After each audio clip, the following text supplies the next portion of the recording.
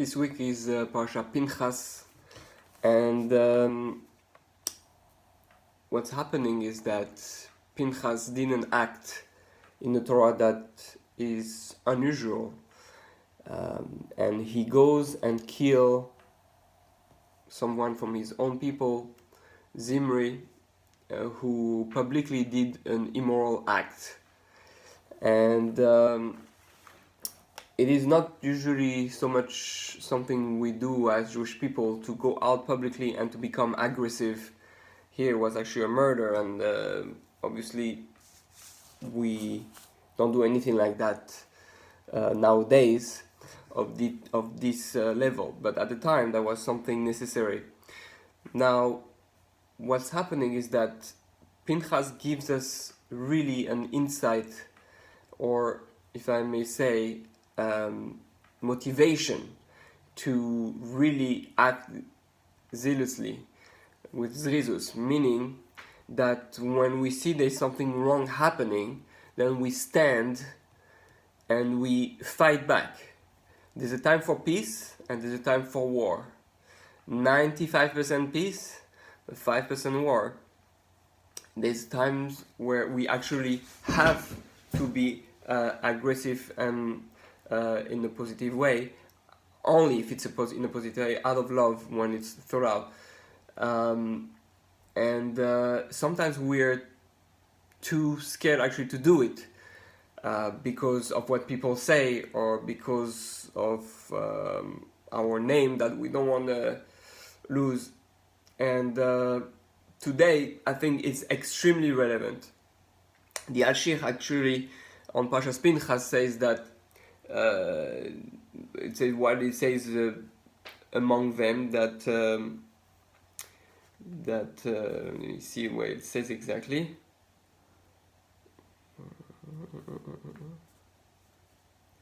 It says from the word among them. Yeah, I don't have the Hebrew here.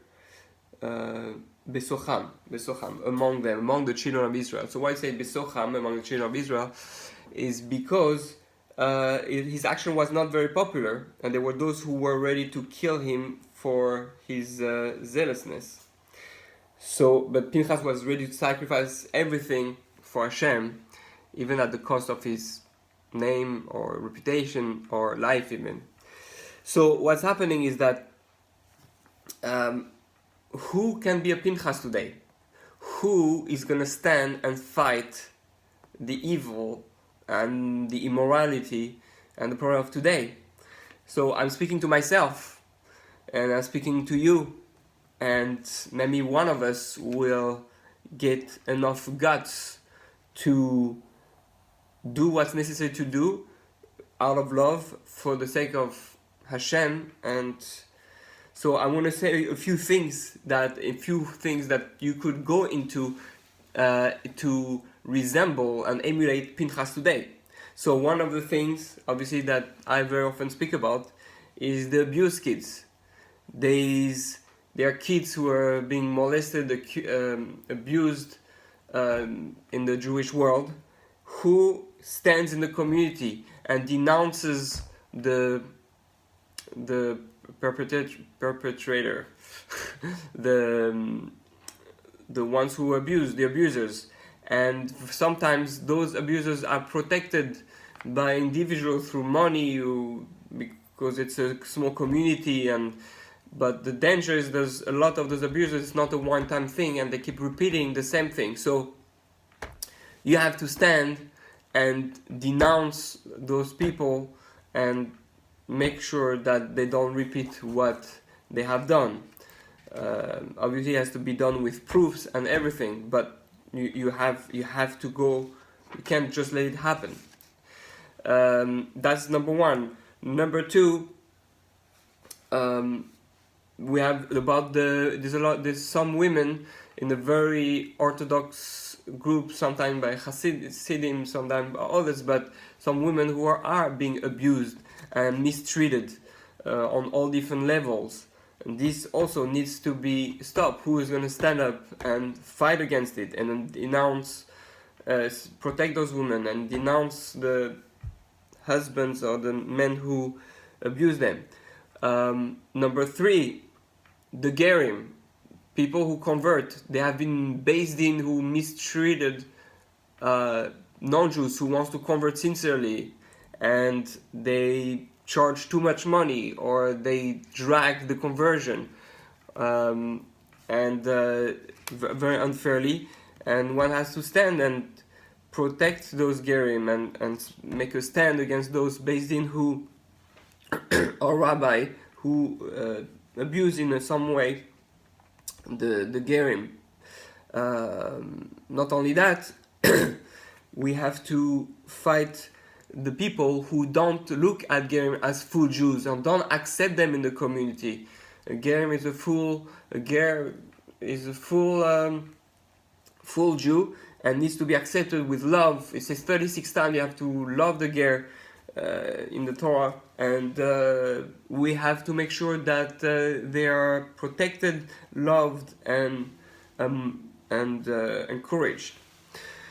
So we have to stand up for that. Number 4, there is a lot of kids who fall apart in the yeshiva system, in the yeshiva school education Jewish system, and the schools don't accept them, and they're kicked out because they don't learn like everyone, they don't have the same capacity, and they're not treated or sent out at least in the right way, or they don't pay attention to them. So we need to stand up and make new school, new systems for the kids who can't, who don't fit in a regular system, because by now we have thousands and thousands of those, and we still try to fit everybody in the box, and that's not al pi darko, that's not the right way, and we have to stand up and do something about it.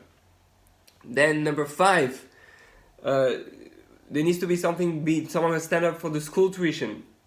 Obviously we have to pay something to the school and every other state, but it's there's so many people are crawling under bills and they can't send their kids to school because it's too expensive. Some people even put their religious kids into public school because they can't afford tuition. So something needs to be done in order to get government help and all that. That's another Pinchas thing to do. Another Pinchas thing to do is to fight the addiction, drugs, and suicide. I put all 3 in the same thing because they are very related. But we have been having more and more suicide of Jewish kids, and a lot of addiction problems.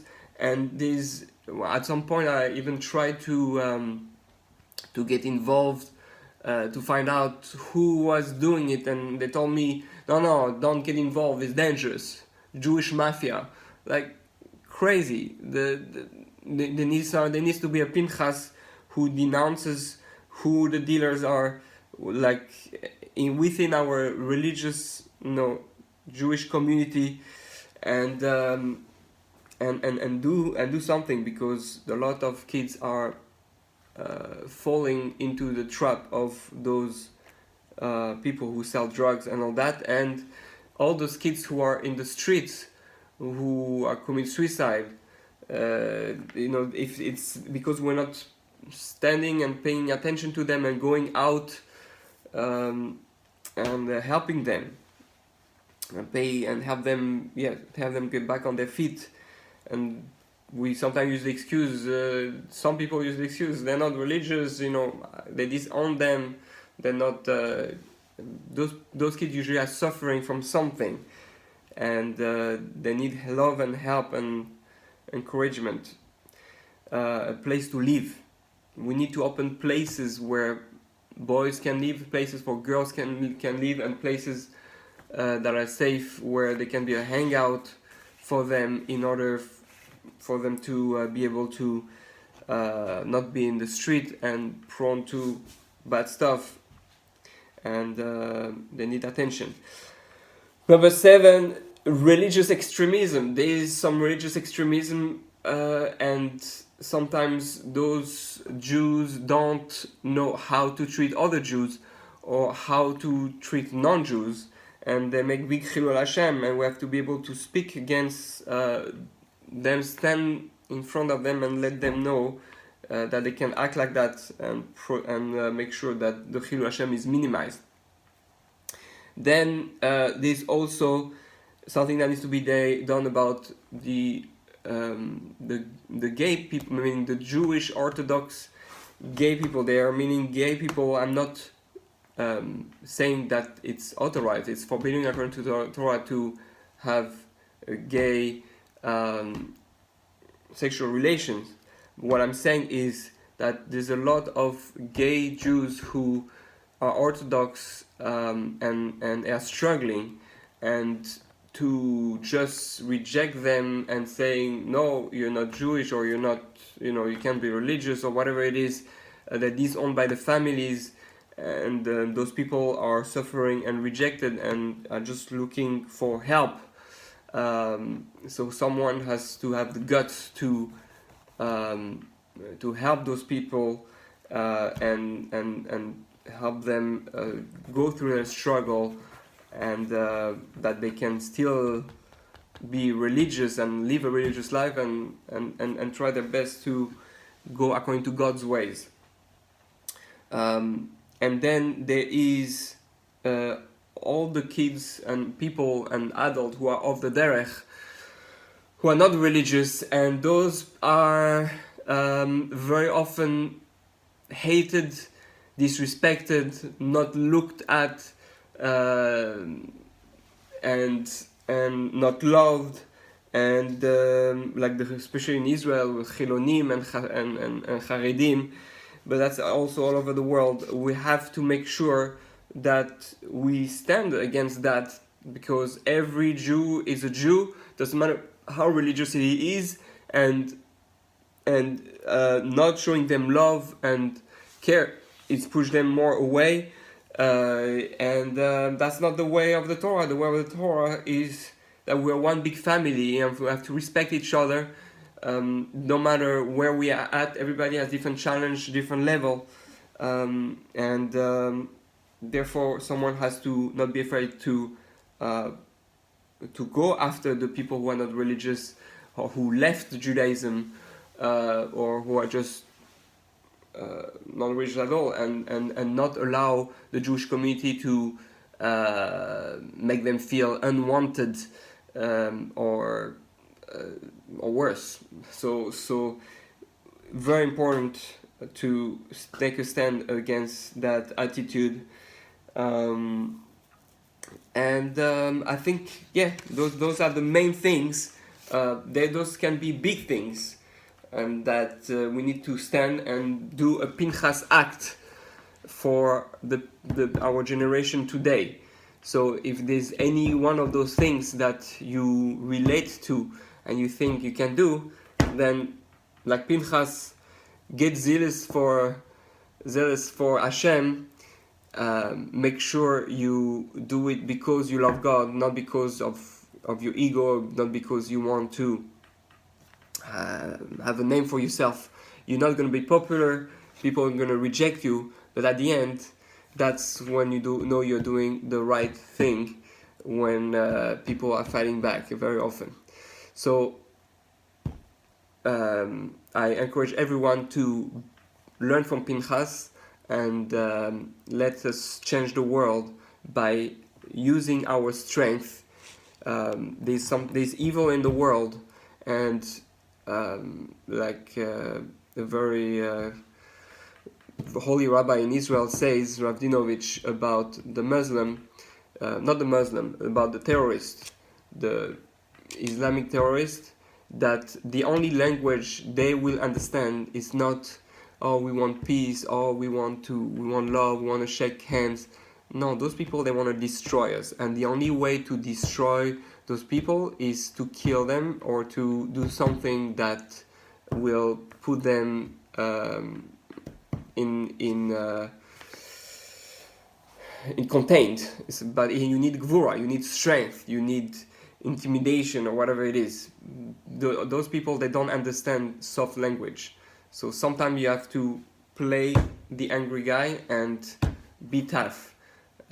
It's rare, but when you have to do it, you have to do it. Otherwise, like they say, if you're merciful to the cruel person, then you're even more cruel than them.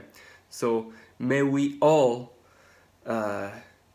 fight against evil, And fighting sometimes requires strength and dedication and aggressiveness.